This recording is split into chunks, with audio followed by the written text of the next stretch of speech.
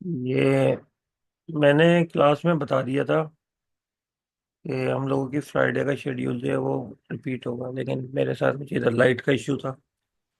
तो बहरहाल उसके बाद मैंने जब कांटेक्ट करने की कोशिश करी तो मुझे रिस्पांस जो अभी जाके एक रिस्पांस मिला है। बाकी बहुत सारे लोगों से मैंने कांटेक्ट करने की कोशिश की। बहरहाल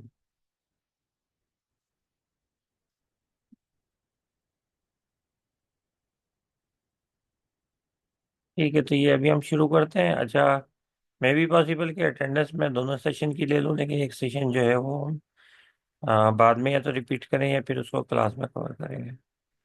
ठीक है, तो जितने लोगों को भी अभी भी आप मैसेज कर सकते हैं वो कर दें, ताकि जिनकी अटेंडेंस का इशू है वो ना हो। लास्ट लास्ट की क्लासेस है किसी 5 या 6 हो गई हैं तो वो ना हो। सही है। अच्छा, अब कॉमन सेंस अप्रोचेस प्रोजेक्ट के लिए क्या होनी चाहिए? नंबर वन ये कि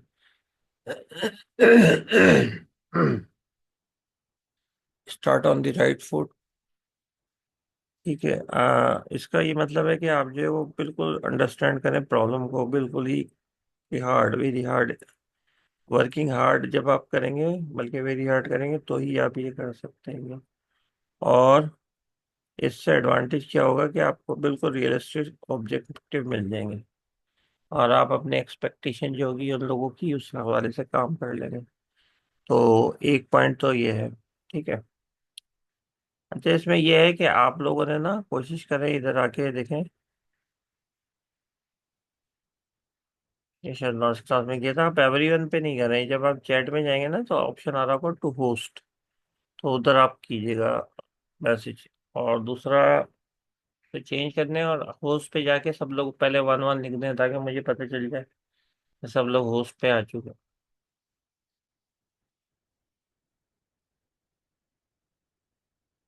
ठीक है, और वहाँ बैठे बैठे शाहजेब, एवरीवन पे नहीं आना, शाहजेब डायरेक्ट मैसेज के ऊपर आना है। जैसे तल्हा ने कहा है, किया है, या सलमान ने किया है ना।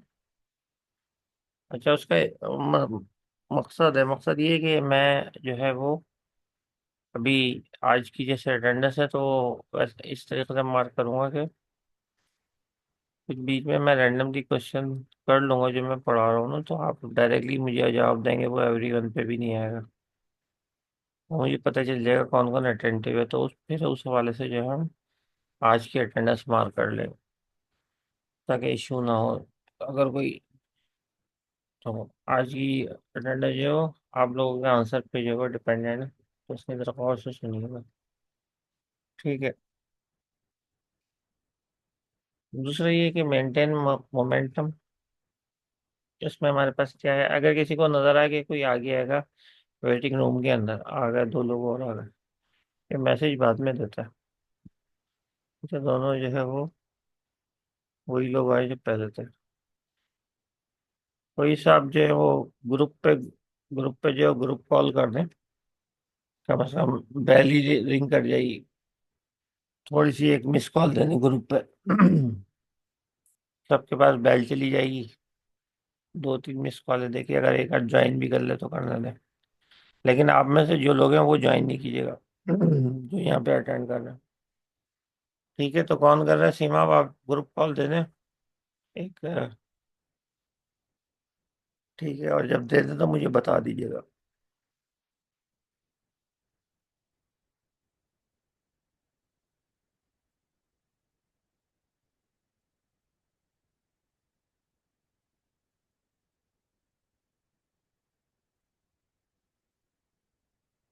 कोई और दे दे, सीमा आप शायद अभी है नहीं मौजूद। ठीक है, उनकी तरफ से कोई चैट पे जवाब नहीं आया। शाहजेब आप दे दें।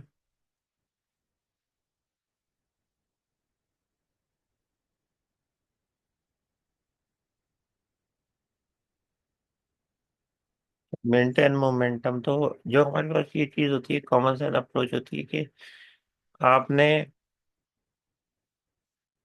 इंसेंटिव जो है वो देने हैं टीम को, कि टीम जो है वो इस हद तक जो है वो क्वालिटी वर्क डिफाइन कर सके हर एक्सपेक्ट के साथ प्रोजेक्ट के अंदर, कि सीनियर मैनेजमेंट जो है वो बिल्कुल अलग हो जाए।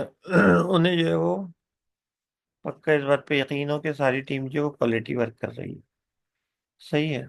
और इसको जो है वो कंटिन्यूअसली आप जो है ट्रैक करें, ट्रैक प्रोग्रेस। जिस जिस तरीके से फेस आपके बढ़ते चले जाए, आगे जाते चले जाएं, तो हम उसमें जो है वो इसको देखते रहें कि हमारे हर फेज जो है वो सक्सेसफुली कंप्लीट हो रहा है या नहीं हो रहा है। तो ये जो चीज़ है ये कहलाएगी ट्रैक प्रोग्रेस। इसके अंदर किस चीज़ का ट्रैक रखना होगा? सोर्स कोड का रखे हैं, टेस्ट केसेस का रखे हैं, आपका जो प्रोसेस मॉडल है उसके फेजेस फॉलो हो रहे हैं या नहीं हो रहे उसका रखे हैं। ठीक है। तो ये जो सारी चीज़ें हैं ये, और इन एंड टेक्निकल रिव्यू रखे हैं। देखें, टेक्निकल रिव्यू जो है ना उससे क्वालिटी इंक्रीज होती है। बिल्कुल ऐसी बात है कि अगर आप एक सब्जेक्ट को बार बार रिव्यू करते हैं या एक आंसर को बार बार रिव्यू करते हैं, तो एक वक्त ऐसा आता है कि उसमें आप अंदर की बात भी समझने लगते हैं। कोई भी टॉपिक को ले लो, ये जो है रिव्यू, ये बहुत पावरफुल चीज़ है। और फिर अगर उस टॉपिक से रिलेटेड कोई क्वेश्चन आ जाए तो फिर आप क्वालिटी आंसर देते हैं। तो ये आपके पास एक रिलेशन है क्वालिटी का, रिव्यू का। ये हम जितनी भी चीज़ रिव्यू करेंगे उसके अंदर क्वालिटी जो है आती चली जाएगी। या ये, इसको हम इस चीज़ से लिंक कर सकते हैं कि रिपीटिशन। ठीक है, कि आप जो है वो एक बात को बार बार रिपीट कर रहे हैं, तो एक बार वक्त ऐसा आता है कि आप उसमें एक्सपर्ट लेवल पे पहुंच जाते हैं। तो ये बिल्कुल ही जो है वो हमारे पास एक क्वालिटी है। या इसके लिए एक और सेंटेंस कहा जाता है, practice make a man perfect.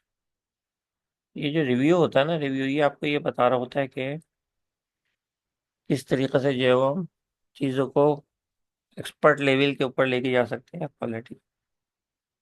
तो ये रिव्यू जो है ये अच्छा, इसके अंदर ये भी है कि ये प्रोग्रेस भी आपको बताएगा। टेक्निकल रिव्यू की बड़ी इंपॉर्टेंट होती है। मेक स्मार्ट डिसीजन का क्या मतलब है कि आप जो है वो बस सिंपल चीज़ों को रखें, बहुत ज़्यादा कॉम्प्लेक्सिटी ना बढ़ाएं। जितनी आप कॉम्प्लेक्सिटी बढ़ाएंगे उतना ही जो है वो डिसीजन मेकिंग मुश्किल होती चली जाएगी। तो इसलिए ये कहा गया कि मेक स्मार्ट डिसीजन। सही है। और पोस्टमार्टम एनालिसिस, इसमें ये कि बिल्कुल डेप्थ लेवल के ऊपर जाके जो कुछ भी आपके पास आउटकम्स आ रहेंगे, सही है, हर लिहाज से। ठीक है, चाहे वो कोड के आउटकम है, चाहे मॉडल के हैं, चाहे आपकी प्रोग्रेस हो रही है, फेज वाइज आप कवर कर रहे हैं, तो वो जो है उससे आप लेसन एक्सट्रैक्ट करें। ठीक है। और लेसन एक्सट्रैक्ट जब होता है जब हम एक चीज़ को बिल्कुल सही तरीके से जान जाते हैं, तो ये हमारे पास है कि संडे का पोस्टमार्टम एनालिसिस। हर स्टेज के ऊपर जो है वो आप कोशिश करें कि एक्चुअली क्या हुआ है उसको आपका पता चले, और वो आपको एनालिसिस से पता चलता है। लेकिन देखें, इसमें सिंपल वर्ड नहीं है एनालिसिस का। इसमें जो वर्ड यूज किया गया है वो किया गया है पोस्टमार्टम। मतलब हम बहुत हाई लेवल की बात कर रहे हैं कि जहाँ हमें सब कुछ जो है वो पता चल जाए। उसके बाद जो है हम डील करते हैं इस चीज़ से कि क्या क्या चीज़ें जो है वो पॉसिबल होती हैं, या किस तरीके से जो हम इम्पोर्टेंस या वर्क जो है डन वो परफॉर्म कर सकते हैं। तो इसमें हमारे पास एक प्रिंसिपल है, ये भी प्रिंसिपल है कि 5 W को हम कंसिडर करते हैं और 2 H को करते हैं। तो 5 W जो है वो, अगर आप इस मिल के इन चीज़ों की मतलब ये एडवांटेजेस देखें, तो इसके एडवांटेज में सबसे पहले तो ये आ जाता है कि प्लानिंग बहुत अच्छी हो जाती है आपकी। ठीक है, एक एडवांटेज ये है। दूसरा ये है कि स्टेक होल्डर जो है वो आपस में इतनी ज़्यादा कम्युनिकेशन कर लेते हैं कि कोई प्रॉब्लम प्रॉब्लम नहीं रहती, एटलीस्ट अंडरस्टैंड करने लगते हैं कि किस तरीके से वो वर्क डन करना है। और रिस्क जो है वो ऑटोमेटिकली मिनिमाइज होना शुरू हो जाता है। ठीक है। मिटिगेशन का मतलब ये होता है कि आप जो है वो पोटेंशियल रिस्क को जो है वो और चैलेंज को आइडेंटिफाई कर लेते हैं, और पहले ही से आप अंदाजा कर लेते हैं कि कौन सा रिस्क आने वाला है। प्रोएक्टिव का मतलब ये है कि हम पहले से तैयारी कर लें। तो ये हमारे पास इसकी एक एग्जाम्पल है।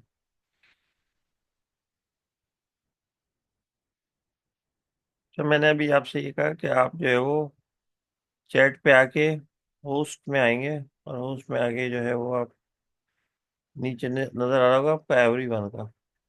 तो आप एवरी वन जो है वो हटा के होस्ट कर देंगे। ये भी मैंने आपको बताया।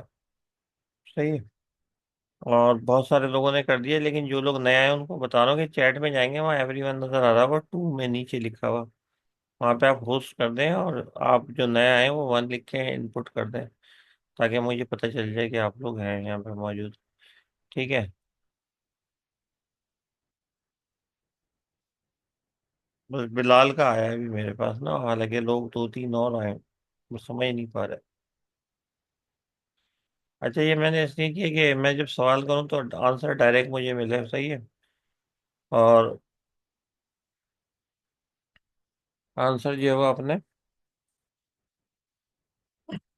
देना जरूर है, क्योंकि ये मैं पढ़ाते जा रहा हूँ, साथ में क्वेश्चन करूंगा तो मुझे पता चलेगा कौन है या कौन नहीं है साथ में मेरे। तो उस हवाले से फिर अटेंडेंस उसी हवाले से मार्क कर देंगे, जो साथ होगा उसकी अटेंडेंस लगा दें। ठीक है। तो पहला जो डब्ल्यू है उसकी हम बात करते हैं कि सिस्टम वो लोग क्यों बनवाना चाह रहे हैं। तो मेनली जो पर्पज होता है इसका ऑटोमेशन होता है, टाइम सेविंग होता है, जो मेन पर्पज होता है। ठीक है। सारी इंफॉर्मेशन, सारी कैलकुलेशन जो एरर फ्री हो जाती है, ये इसका बेसिक पर्पज होता है। टाइम सेविंग होता है, और उनको इसका ROI भी मिलता है। ROI मैंने बिल्कुल शुरू की क्लासेस में बताया था, रिटर्न ऑन इन्वेस्टमेंट। तो जितना वो इन्वेस्टमेंट कर रहे होते हैं उसका रिटर्न उन्हें जो है वो मिल जाता है। फिर हमारे पास है व्हाट विल बी डन। सही है। क्या जो है वो आपके पास एंड द एंड होगा। व्हाट विल बी आ गया ना डन, तो इसका ना आउटपुट क्या आएगा। तो इसमें सिंपल आउटपुट हमारी इंफॉर्मेशन ही होती है, यानी उनके डेटा को हम इंफॉर्मेशन में कन्वर्ट कर देंगे। अच्छा, ये जो 5W जो है वो मैं अभी आपको बता रहा हूँ, साथ में 2H बताऊंगा। तो अभी इन्हीं में से मैं पूछ लेता हूँ, बाई नेम पूछूंगा मैं। सही है। नहीं, आप जरा से तवज्जो दें। व्हाट विल बी डन, यानी कि क्या आउटपुट होगा या इंफॉर्मेशन होगी उनके सिस्टम से, तो इसको हम बनाएंगे। ठीक है।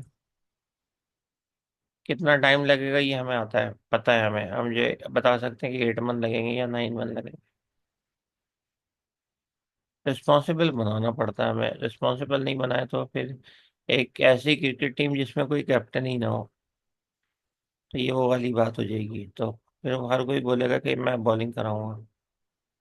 ठीक है। और हर कोई बोलेगा कि मैं पहले नंबर पे बैटिंग के लिए जाऊंगा। तो ऐसा होता नहीं है, आप देखते हैं। तो इसलिए टीम लीडर जरूर बनाना होता है, क्योंकि उसकी रिस्पॉन्सिबिलिटी थी, उससे आप सवाल कर सकते हैं कि कहाँ तक वर्क हुआ या नहीं हुआ। और वो अपनी जॉब की खातिर, और उसको अथॉरिटी भी दे देते हैं। सही है। Where are they organization located. सही है। अच्छा, ये जो है इसका जरा टेक्निकल आंसर है। शायद मैं ऐसे ही टेक्निकल आंसर आपसे एक्सपेक्ट भी करूंगा कि इसका ये मतलब नहीं कि आप गूगल मैप के ऊपर सर्च कर लें कि कहाँ पे लोकेटेड है और वहां पे आप चले जाएं। ठीक है। ये पर्पस कभी नहीं होता इसका। इसका ये मतलब होता है कि क्या उन्होंने सॉफ्टवेयर बना लिया है, या उनका था ही नहीं सॉफ्टवेयर, वो पहले मैनुअली वर्क कर रहे थे, या फिर वो एक्सेल में कर रहे थे, अब वो बनवाने के लिए जा रहे हैं, या ऑलरेडी उनका चल रहा है लेकिन अब उसने जो है वो थोड़ा ओल्ड हो गया है। तो इन सब में जो है वो हम पता चल जाता है कि ऑर्गेनाइजेशन की करंट सिचुएशन क्या है। और उस हवाले से जो है फिर हम, ये अगर बिल्कुल नया है तो आपको बहुत यूजर की ट्रेनिंग देना पड़ेगी, बहुत ज़्यादा आपने उसमें वर्किंग करना पड़ेगी। और अगर वो ऑलरेडी यूज टू है कंप्यूटर सिस्टम से तो फिर आपको इतना मसला नहीं होगा। टेक्निकली कैसे है ये भी पता होना चाहिए कि, अब पहला ऐसे बता रहे हैं कि टेक्निकली जो है यानी कि कोडिंग वगैरह या ये सो ऑन, ये किस तरीके से जो मैनेज होंगे, और मैनेज कौन करेगा। ठीक है। तो इसमें दो चीज़ें हो गई, टेक्निकली यानी कोडर का भी काम है और प्रोजेक्ट मैनेजर का भी काम है। दोनों मिली गई ही जॉब को डन करेंगे। और कितनी जो रिसोर्सेज हैं वो यूज होंगी। अब इसमें रिसोर्सेज में लोग भी आ जाते हैं, जो सॉफ्टवेयर यूज हो रहा होता है वो, जो क्योंकि हम उसको परचेज करते हैं, वो भी आ जाता है। अगर कोई और टूल है वो भी। डेटाबेस भी आपको परचेज करना पड़ती है, MS SQL सर्वर वगैरह। तो जो जो चीज़ें नीडेड हैं वो आप पहले से लिस्ट डाउन कर लें, ताकि वो प्लानिंग का पार्ट बन जाए। अगर नहीं है तो हम ले लेंगे, और अगर है ऑलरेडी तो हमें कोई इशू नहीं है, हमारे सॉफ्टवेयर हाउस में ये चीज़ें चल रही हैं। अगर कोई ऐसा प्रोजेक्ट आता है जिसके लिए मजीद रिसोर्सेज चाहिए, मिसाल के तौर पे कोई हार्डवेयर का प्रोजेक्ट आ गया, तो और लोग चाहिए होंगे, अगर हमारे पास नहीं है तो। कोई ऐसा सॉफ्टवेयर है आर्डिनो बेस्ड, जो है आर्डिनो चाहिए, सही है, तो उसके लिए आर्डिनो की भी प्रोग्रामर चाहिए। तो वो फिर आपको इस तरीके से ये चीज़ें एडजस्ट करना पड़ेगी। कंप्रिहेंसिव प्लानिंग एक एडवांटेज क्या है, कि जो आपके पास प्लानिंग में वो आपको बहुत हेल्प करता है। ठीक है। और नज़रअंदाजी, रिस्क ऑफ ओवरसाइड, ये खत्म हो जाता है। कभी कभी चीज़ें सामने की होती हैं, हम देख नहीं पाते। ठीक है। स्टेक होल्डर जो है वो इजीली कम्युनिकेट कर रहे थे, पता होता है कि इस वक्त हम किस स्टेज के ऊपर है, प्रोजेक्ट की कितना प्रोग्रेस हो गया है, क्योंकि मल्टीपल प्रोजेक्ट्स भी चल रहे होते हैं। तो कम्युनिकेशन तो आपके पास ज़रूरी होती है। रिस्क जो है वो ऑटोमेटिकली, जो रिस्क आने वाले होते हैं, आप उसको मैनेज करते हैं प्रोएक्टिवली, यानी पहले से एक चीज़ की तैयारी करके रखना कि ये होना है, तो आप उससे है।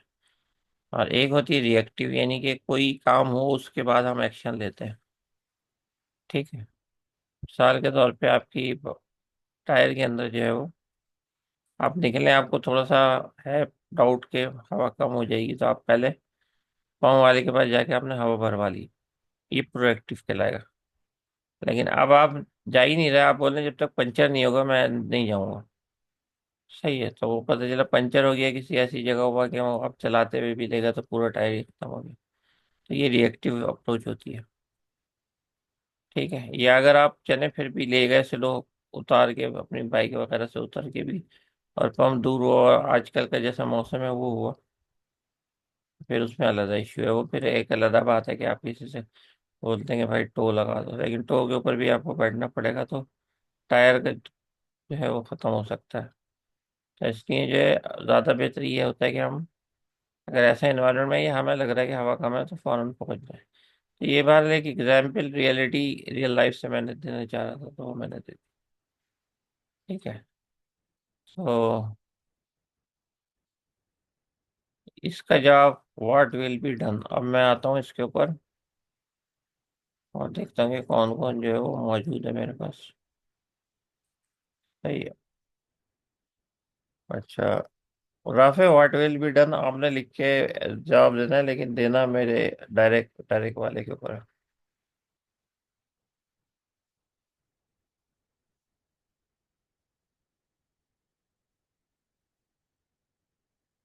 बात बोलने के जहाँ आजकल फुटपाथ पर पंचर वाला मिल जाता है फोन, तो वो अपने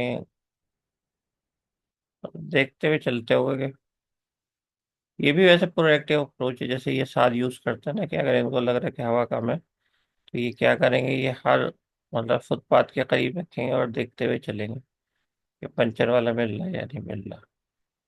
ये भी वैसे प्रोएक्टिव अप्रोच है और अच्छी अप्रोच है, लेकिन इससे ज़्यादा बेहतर ये है कि आप हवाई भरवा लें। और राव साहब ने जो एवरीवन पे किया हुआ है, हालांकि अभी मैंने समझा कि डायरेक्ट मैसेज होस्ट में आके कर दो।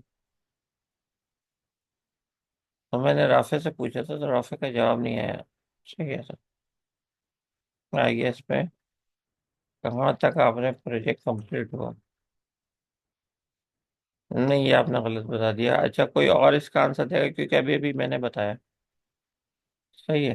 राव साहब आप इसका आंसर बताओ, लेकिन एवरीवन पे नहीं। चलो तुम तो एवरीवन पे भी बता दो, तो कोई इशू नहीं। व्हाट विल बी डन, इसका क्या मतलब।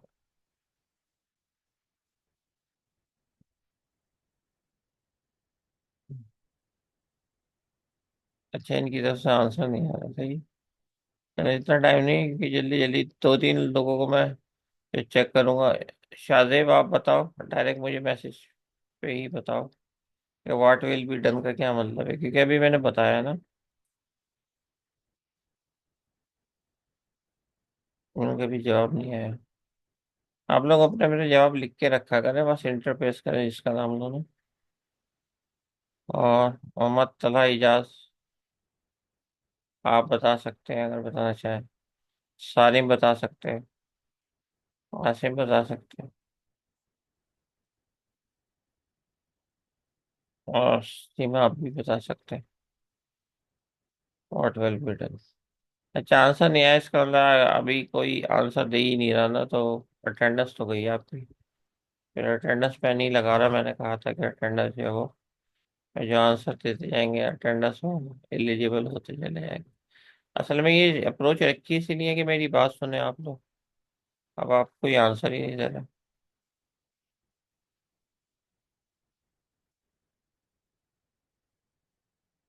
नहीं, ये गलत है दोनों, ये इमाम ने भी बिल्कुल गलत लिखा है। हर चीज है, सॉफ्टवेयर प्रोजेक्ट बनाने के लिए जा रहे हैं तो क्या वो एवरीथिंग में वो क्या क्या कर सकते हैं? एवरीथिंग में तो दुनिया की तमाम चीजें आ गई हैं। पिकनिक भी कर सकते हैं। सही है। रेस्टोरेंट भी जा सकते हैं, एवरीथिंग में तो ये आ गया। क्या किया जाएगा उर्दू तर्जुमा। अच्छा, मैं बता देता हूँ, देखो अभी आप लोग आ गए हो लेकिन अब नेक्स्ट टाइम ख्याल करना।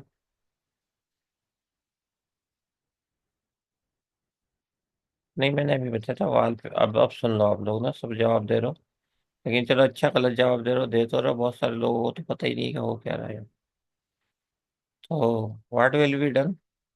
ठीक है, ये मैं इसलिए अगले प्रोजेक्ट के लिए भी आपको रेडी कर रहा हूँ ना, अगले सॉरी क्विज के लिए। तो what will be done, what will be the output, मैंने अभी लिखवाया था what will be the output. सही। और आउटपुट का मतलब इन्फॉर्मेशन। उनको क्या क्या इन्फॉर्मेशन मिलेगी, देखें वो अपना प्रोजेक्ट बनवा रहे हैं ना, तो वो इन्फॉर्मेशन के लिए बनवा रहे हैं। उनको डिसीजन मेकिंग करनी है। तो वो चाहेंगे उनका डेटा जो डेली इनपुट हो रहा है उसकी इन्फॉर्मेशन हो जाए। कितनी सेल्स हुई थी। सही है, कितना जो है वो कस्टमर आए थे, कितने कस्टमर ने पेमेंट की है नहीं की है, ये सब कुछ आ जाए। ये वाली बात कही थी।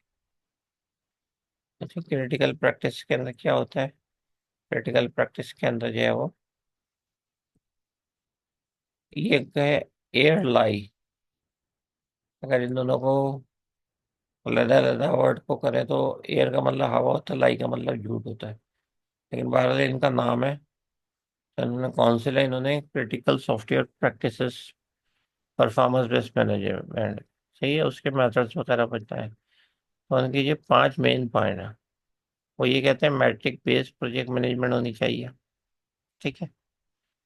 इसका क्या मतलब है? इसका मतलब ये है कि आपके पास तमाम चीज़ें जो सॉफ्टवेयर मैट्रिक्स हमने पढ़े थे 3 टाइप के, अब आपके जहन में नहीं होगा। ठीक है। प्रोजेक्ट, प्रोडक्ट और प्रोसेस, ये मैंने मिड टर्म में भी दिया था। और अब मैं ये चाहता हूँ, देखें जैसे मैंने आपसे पूछा सॉफ्टवेयर मैट्रिसेस, तो आप मतलब इतना तो जहन में हो कि अब ये चीज़ें आने लगे आपके जहन में ना। लेकिन हर दफ़ा वही होता है कि बिल्कुल ब्लैंक होते हैं आप लोग। तो इसका सिर्फ एक ही रीज़न है, और वो ये है कि आप जो है ना, जब तक आप उसको बार बार नहीं पढ़ेंगे ना, और मतलब एक एक चाहे दो दो लाइनें पढ़ो यार, लेकिन बार बार पढ़ो पढ़ो पढ़ो पढ़ो, एक वक्त ऐसा आएगा चीज़ें आपको क्लियर होने लगेंगी। और आप बहुत इजीली जो है इस चीज़ को मैनेज कर लोगे। ऐसे में वही है कि प्रैक्टिस, हर चीज़ की प्रैक्टिस होती है, तो रीडिंग प्रैक्टिस भी होती है, वो बार बार आप रिपीट करोगे। आपको पता है 18 में 19 में और आप लोगों के जो नंबर हैं, जो कम नंबर है, उनमें क्या डिफरेंस है? एक ही डिफरेंस है, वो ये कि उन्होंने हर चीज़ को कम से कम 5 या 6 दफ़ा पढ़ लिया था। आप लोगों ने मिड टर्म से पहले उस चीज़ को देखा और एक दफ़ा देखा। तो जाहिर बात है आप वैसे आंसर नहीं दे पाए जैसे उन लोगों ने दिए, क्योंकि वो बात ज़रा बेहतर समझ गए थे। अभी ये लास्ट वन है आपका, अभी 20 डेज तो है ना, तो मैं ऐसी के हवाले से नहीं कह रहा। आप जिस सब्जेक्ट में भी वीक हैं उसको कोशिश करें डेली थोड़ा थोड़ा पढ़ें, थोड़ा थोड़ा पढ़ें, रिपीट करें चीज़ों को। जब तक रिपीटिशन नहीं होती ना, आप मतलब परफेक्ट नहीं होते। मैथ्स में अगर मैथ्स के पेपर की तैयारी करनी होती है, हम क्या करते हैं, बार बार हर एक्सरसाइज सॉल्व की प्रैक्टिस कर रहे होते हैं, पेपर के ऊपर कर रहे होते हैं, उसमें हम रट्टा नहीं लगाते।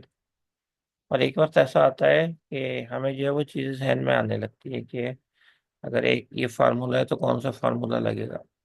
और फिर हम सॉल्व भी करने लगते हैं। अगर आपको याद हो 7 8 9 में अगर आपने मैथ्स की प्रैक्टिस की हो, वो है कि ये रिपीटिशन है, पावर है हर चीज का ना। और अगेन में जो आपको ये 40 में से 30 तक या उससे आप लेके आएंगे, वो सिर्फ किस वजह से लेके आएंगे, बार बार रिपीट कर रहे होंगे चीजों को। तो ये मैंने आपको बताया matrix based project management, empirical cost and schedule estimation, ये वही वाली बात आ गई जिसमें कितने लोग होंगे, क्या टाइम लगे। अर्न वैल्यू ट्रैकिंग, ठीक है। अर्न वैल्यू ट्रैकिंग जो है वो हर तरीके से हो सकती है। मिसाल के तौर पे कितना कोड आपने जो है वो बना लिया है, ठीक है, क्योंकि आप प्रोग्रेस की तरफ बढ़ रहे हैं। तो आखिर में आपको जो ROI होगा वो इसमें अर्न वैल्यू ही मिलके बनेगा। तो आप ये ट्रैक करते हैं कितने फेजेस हो गए, कितने माइलस्टोन हो गए, सब चीज़ों की ट्रैकिंग कर रहे होते हैं। और जो जो चीज़ आपको प्रोजेक्ट कंप्लीशन के करीब लेके चली जाए वो आपकी अर्निंग है। तो इसलिए हम कहते हैं अर्न वैल्यू ट्रैकिंग।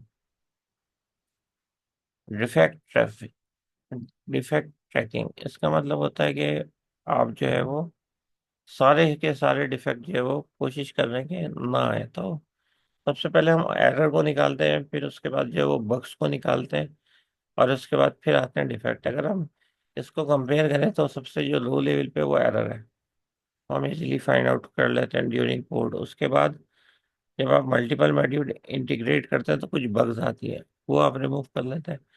और जब आप बिल्कुल रनिंग में आ जाता है सॉफ्टवेयर और क्लाइंट के पास रन हो रहा होता है तो उसमें कुछ डिफेक्ट आते हैं, तो फिर हम ये कोशिश करते हैं कि वो भी रिमूव हो जाए। तो आखिर के अंदर आपके पास क्या बचता है, फिर क्वालिटी टारगेट बचता है, ठीक है ये। अच्छा, ऐसे लोगों को यानी मैनेजमेंट के लिए हम देते हैं कि जो लोगों को जानते हैं, यानी प्रोजेक्ट मैनेजमेंट वो लोग कर रहे हैं जो लोगों को जानते हो। मिसाल के तौर पे आपकी जो परफॉर्मेंस है उसको देखते हुए मैं अगर आपको एक क्विज दूं तो मैं बता सकता हूँ पहले से, मतलब एक आइडिया दे सकता हूँ कि किसके कितने नंबर आ सकते हैं। क्योंकि मैंने आप मतलब ये कि अभी ये पहली दफा तो नहीं, पहले भी आप लोगों को पढ़ा है। तो वो जो प्रीवियस है वो डेटा लेके, ये डेटा लेके मेरे कुछ एनालिसिस है हर स्टूडेंट के हवाले से ना, कि कौन कितने नंबर ला सकता है। मैं डायरेक्टली बाई नेम भी बता सकता हूँ। उसमें ये नहीं है कि हार्ड एंड फास्ट होगा कि इतने ही लाएगा, लेकिन एक अराउंड एवरेज बता सकता हूँ कि इसके इतने तक आ सकते हैं। तो ये जो चीज़ है, तो प्रोजेक्ट ये पीपल अवेयर प्रोजेक्ट मैनेजमेंट, इसका मतलब ये है कि आप जब प्रोजेक्ट मैनेजमेंट कर रहे हो तो आप लोगों को वहाँ जानते हो कि कौन कितना कोड कर लेगा, कितना डिजाइनिंग के अंदर कौन एक्सपर्ट है, ताकि आप उसकी वैसी रिस्पॉन्सिबिलिटी लगा सकें। आप में से कुछ ऐसे बच्चे हैं आप ही की क्लास में ना, मैं अगर उनको ये कहूँ ना कि कल आपने एक रनिंग प्रोजेक्ट बना के लिया है, ठीक है, कम से कम उसको प्रोटोटाइप या उसका आप कुछ परसेंट 50% तो बना के लिए हैं, तो ऐसे बच्चे हैं आपकी क्लास में कि वो खुद से कोड करके, खुद से मैं कह रहा हूँ, थोड़ी बहुत अगर AI की हेल्प हो तो ले ली, लेकिन खुद से कोड लेके उसको मॉडिफाई करके कर लेंगे। लेकिन ये कैसे बता रहा हूँ, मैंने आपके साथ ना एक टाइम गुजारा है, और स्पेशली जिन लोगों को मैंने प्रोग्रामिंग कराई, तो उस हवाले से मेरी ये है कि थोड़ा सा आइडिया है। और वही कंटिन्यूशन है सॉफ्टवेयर इंजीनियरिंग में कि जो उस वक्त पढ़ने वाले थे उसके नंबर अभी भी वैसे आ रहे हैं। आप ही क्लास ले लें, और जो उसमें कम नंबर लाते थे उनके इतने नहीं आए। तो ये ज़रा सा है कि ये चीज़ है ना, तो प्रोजेक्ट मैनेजर भी इसी तरीके से अवेयर हो जाता है कि कौन कितना टैलेंटेड है, तो वो फिर उसी हवाले से जो है असाइन कर रहा होता है चीज़ें। अच्छा, एक मॉडल है हमारे पास, ये मॉडल 2 3 बातें इसके हवाले से कहूँगा। अच्छा, ये इसलिए भी मैं बता रहा हूँ कि ये हमारा जो है वो किस चीज़ का पार्ट है, ये क्विज का पार्ट भी बनेगा। और क्विज में मैंने आपको बताया था असाइनमेंट नंबर 2 जो है वो मैंने नहीं पूछा था। अब जो है क्विज नंबर 3 में हमारा असाइनमेंट भी है, असाइनमेंट नंबर 2 शामिल है, तो उसको भी ज़रा देख के आइएगा, एटलीस्ट वो लोग जो कि नंबर लेके आना चाह रहे हैं, ठीक है। और मैंने आप लोगों का शायद चेक नहीं करा, लेकिन कर लूँगा, कल सैटरडे है ना, चलाऊंगा तो कल कर लूँगा। अच्छा, इसमें जो है ऑब्जेक्टिव आपके पास क्या होता है, ठीक है। अच्छा, ये लास्ट एक मैसेज छोड़ देंगे, अभी अटेंडेंस होने वाली है कि जो अटेंड करना चाहे तो कर ले। अभी हमारे जो है वो इस वक्त जो हमारे पास टाइम हो रहा है वो हो रहेगा 10:54। ठीक है। अच्छा, फिर ये हम डिस्कस करते हैं। एक सेशन में अभी आपका और लूंगा, ठीक है। अब संडे को ही ले सकूंगा, आज लाइट का इशू था, आप लोगों को कोई रिस्पॉन्स नहीं कर रहा था। बहुत सारे लोगों को जिनके पास मेरे नंबर थे मेरे पास, तो उनको मैंने कॉल किया। सीआर ने तो बिल्कुल ही रिस्पॉन्स नहीं करा था, सबसे पहले तो वही करा था। सही है, सीमाप को करा और एक और दो तीन स्टूडेंट को करा, फिर बहरहाल सीमाप का जो है वो मैसेज आया। उन्होंने, मैं देख लिया था, तो फिर मैंने उनको लिंक शेयर करवाया। तो अभी जो लोग हैं, उस हवाले से भी हम अटेंडेंस जो है वो देख लेते हैं। लेकिन बहरहाल ये है कि संडे को आप प्रिपेयर रहेगा, एक आध सेशन में और कॉल करूंगा, और उसमें जो है वो मैं एक्टिव करवा लूंगा आपकी। सेकंड वाली जो अटेंडेंस है ना, वो एक्टिव करवा लूंगा। अभी से आप ग्रुप पर डाल दीजिएगा कि सर ने कहा है कि मैं संडे को इरादा है कि आपका एक सेशन जो है वो कंडक्ट हो जाए, और उसी के हवाले से उसी दिन हम थोड़ी सी प्रोजेक्ट के हवाले से भी बात कर लेंगे।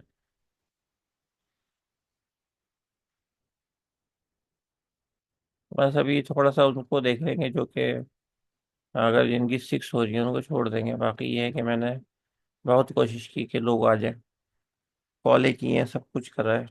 ठीक है, लेट इसलिए हुआ कि मेरे थोड़ा सा इशू था। आपको पता है आजकल कराची में लाइट वगैरह के हवाले से वैसे इशू है, इसलिए लेट हो हमारी क्लास शुरू हुई। लेकिन एक सेशन ही मैं, दो की में भी पॉसिबल कि मैं अटेंडेंस तो दो की लगा दूं, लेकिन ये रीटेक कर लूंगा मैं। सही है, तो आप लोग जो है वो 1 मिनट 2 मिनट रह गए। ठीक है, इनका तो लगा ही देते हैं, ये तो फिर माइंड करेंगे। मोहम्मद हुमायूं, इनकी 6 हो जाएंगी, ठीक है। मैंने बोला, अच्छा ये अभी सिचुएशन जो है वो 5 5 4 4 3 3 ज्यादा ही खराब चल रही है, 6 6 तो बहुत सारे हैं। अच्छा, मैं अभी एज इट इज जो है वो लगा रहा हूँ, अभी मैं इसके अंदर अभी मार्क नहीं कर रहा। ठीक है, लोग जो है वो इन्फॉर्म भी नहीं है ना। ये तो हो गई है आपकी। सही है। लेकिन वरना एक सेशन की जो रहेगी, बल्कि दूसरे सेशन की भी मैं ऐसी बात कर देता हूँ। लेकिन ये जरूर बता दीजिएगा आपके, ये रिपीट होगी जो अभी ये वाली मैं लगा रहा हूँ ना, ये वाली मार्क अटेंडेंस, ये मैं रिपीट करूँगा।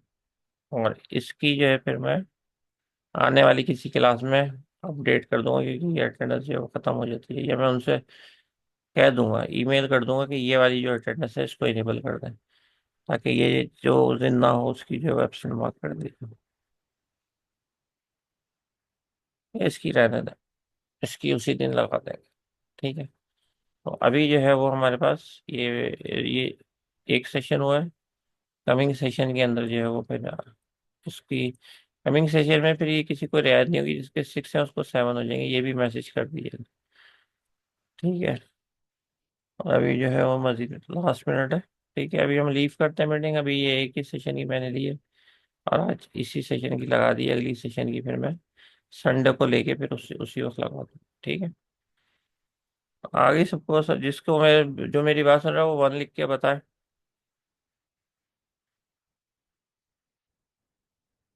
जो मेरी बात सुन रहा है वो 1 लिख के बता दे चैट पे।